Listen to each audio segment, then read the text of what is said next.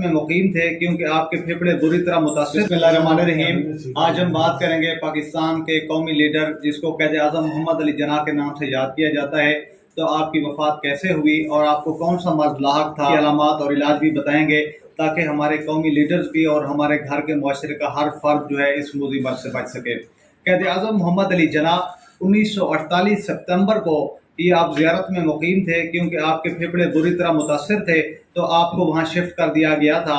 लेकिन वहाँ पे भी आपको नमूनिया हो गया और डॉक्टर ने ये सोचा कि कहीं लो ऑक्सीजन प्रेशर की वजह से आपकी तबीयत बिगड़ तो नहीं रही, लिहाजा आपको एम्बुलेंस में जो है कराची मुंतकिल किया जाने लगा।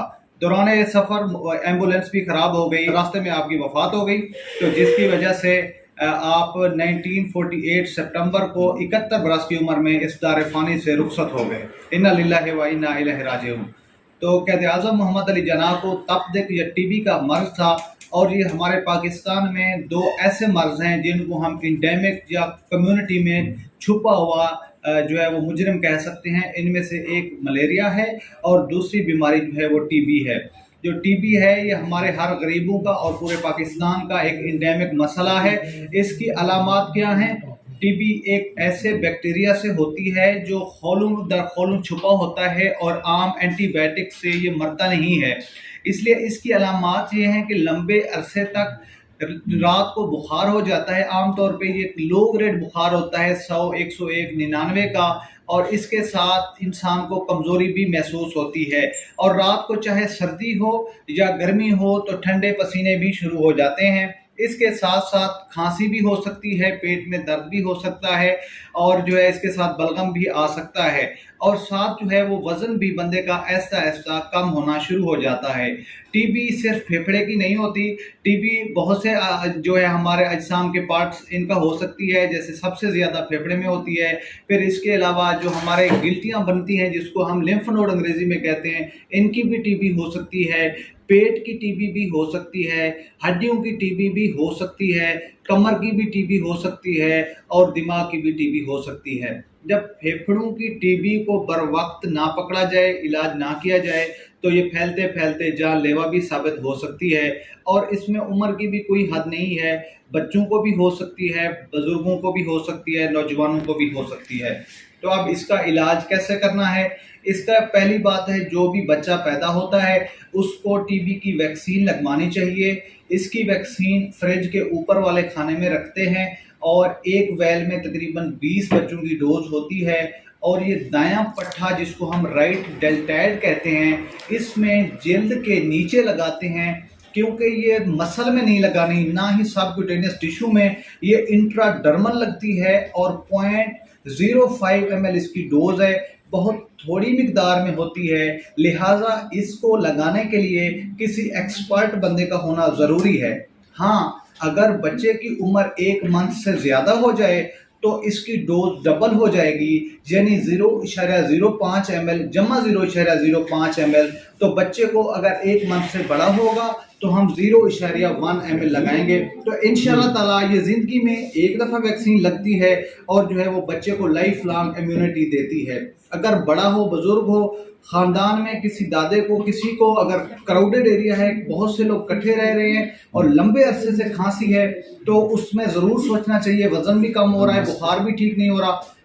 अब हम बात करेंगे इसकी टेस्ट की। टेस्ट सबसे पहले जो हम करवाते हैं वो चेस्ट एक्सरे करवाते हैं। एक्सरे में जो ऊपर वाला पोर्शन होता है फेफड़ों का, वहाँ पे कोई वाइटनेस, ओपेसिटी आएगी जो किसी भी छाती के डॉक्टर को आप दिखा के आप अंदाज़ा कर सकते हैं कि क्या ये टीबी का मर्ज़ तो नहीं है।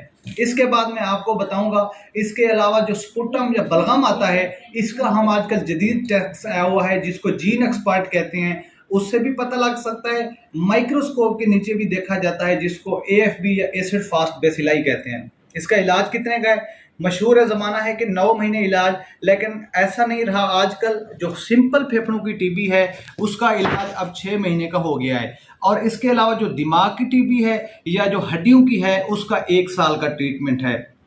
तो ये इतना लंबा सा ट्रीटमेंट क्यों देते हैं? असल में ये जरासीम जो है खौल दर खौल छुपा हुआ होता है।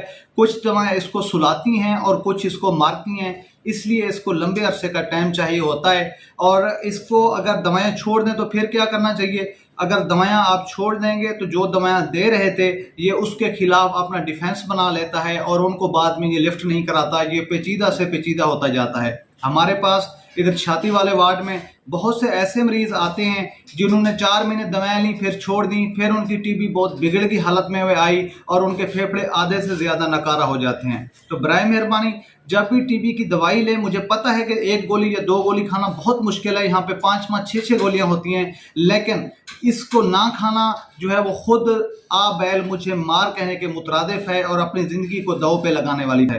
تو جتنے بھی مریضوں کو شک ہے تو ٹی بی کا جو ہے وہ اپنا چیک اپ کروائیں، ٹیسٹ کروائیں، بھی کلینک سے مفت ہیں۔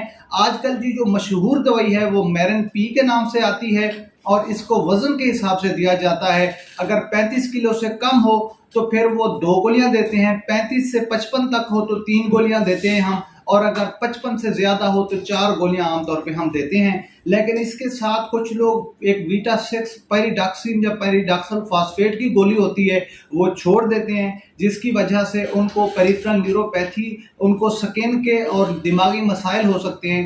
اس لیے چاہیے کہ وہ 7 بیٹا 6 کی گولی بھی لازم و ملزوم سمجھیں۔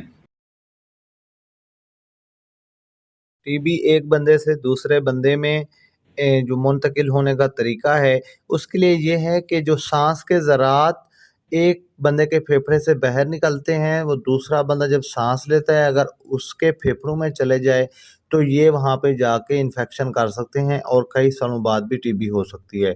تو کھانسنے سے، چھینکنے سے اور ٹی بی والے بندے کے بلغم سے اور اس کے ساتھ اٹھنے بیٹھنے سے اور ایک ہی کمرے میں رہنے سے جو ہے اس کے ساتھ یہ ٹی بی کا مرض لاحق ہو سکتا ہے۔ میں امید کرتا ہوں کہ یہ ویڈیو آپ کو ہیلپ کرے گی، جس سے ہمارے عظیم لیڈر قائد اعظم محمد علی جناح اس دار فانی سے پردہ فرما گئے، کوئی ہمارا عزیز، کوئی ہمارا اپنا اس موذی مرض کے گھاٹ نہ اتر جائے۔